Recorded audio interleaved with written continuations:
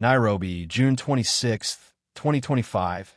In a ceremony at State House, President William Ruto officially signed the Finance Bill 2025 into law, marking a pivotal moment in Kenya's fiscal roadmap. Alongside it, he also assented to the Supplementary Appropriation Bill and the Main Appropriations Bill, which together outline the government's revenue strategies and expenditure plans for the 2025-26 fiscal year. Receipt key tax and fiscal measures. Automatic employee tax relief. Employers are now mandated to apply all applicable tax exemptions and deductions from salaries directly, reducing the need for employees to claim refunds. Increased subsistence allowance. Daily tax-exempt subsistence allowance jumps from 2,000 Kenyan shillings to 10,000 Kenyan shillings. Retirement gratuity exemptions. Pension and retirement gratuity payments are fully exempt from tax. Digital assets and capital gains. The digital assets tax has been repealed and replaced by a 5% excise duty on virtual asset fees. Capital gains tax on qualifying large investments is cut from 15% to 5%. Startup and investor incentives. Startups enjoy a reduced corporate tax rate of 15% for the first 3 years, reverting to 20% thereafter. Big investors committing over 3 billion Kenyan shillings receive a 15% corporate tax rate for 10 years, then 20% for the next decade. Stamp duty and loss carryforward. Exemptions on stamp duty apply to internal restructurings respecting shareholder proportions. The carryforward period for tax losses is capped at 5 years, extensions possible. Balance scale, privacy safeguards, and governance.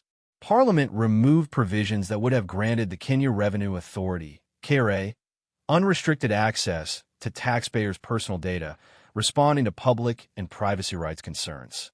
Officials emphasized that such access remains available only via court warrant under existing law.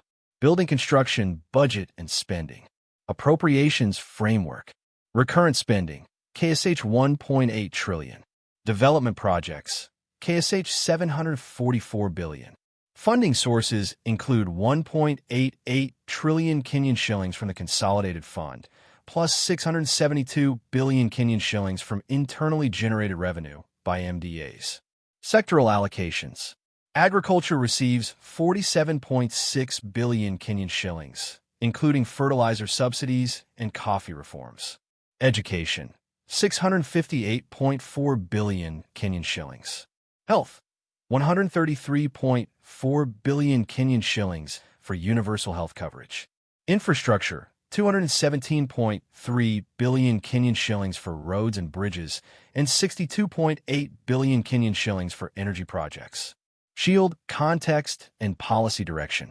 The move contrasts sharply with the contentious Finance Bill of 2024, which sparked massive protests and was ultimately withdrawn due to unpopular tax hikes. This year's version adopts a more cautious and targeted approach, focusing on administrative reforms and investment incentives while avoiding broad tax increases. Magnifying glass tilted left what this means. For workers, enhanced take-home pay due to automatic tax reliefs and a larger subsistence threshold. For investors, improved incentives aimed at startups and large capital commitments may attract more investment.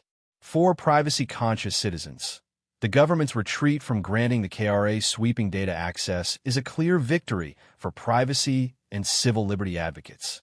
For government finances, the law aims to raise about 24 to 30 billion Kenyan shillings via better tax compliance, while setting a framework for prudent spending in key sectors. Compass final take.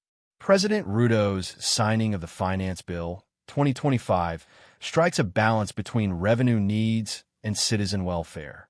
By focusing on incentives rather than sweeping tax hikes, and by safeguarding personal data, the law signals a more measured fiscal path forward.